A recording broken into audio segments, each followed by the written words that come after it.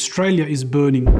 Millions of acres have been burnt, hundreds of houses have been destroyed, and a number of people have died with these unprecedented drought conditions coupled by catastrophic fires that Australia is currently fighting. When we speak of these homes that have been destroyed, we're talking about families who used to live in these places. Their pain is our pain. From a place of love, compassion, and humanity, we Muslims care. We care about our fellow Australians who are currently suffering. We need to go out there.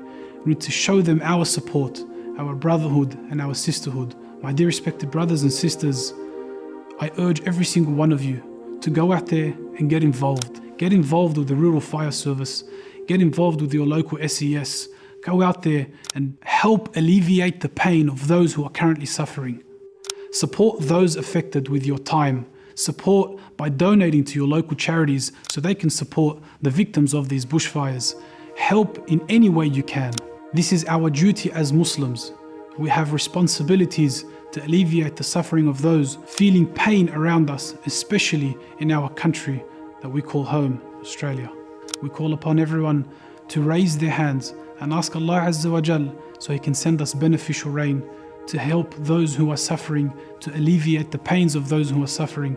We ask Allah subhanahu wa ta'ala so He can show gentleness upon us in these very tough and devastating times. Lastly, a heartfelt thank you to the RFS and to the SES and all of the volunteers in their efforts to fighting these fires and supporting the bushfire victims. A huge thank you.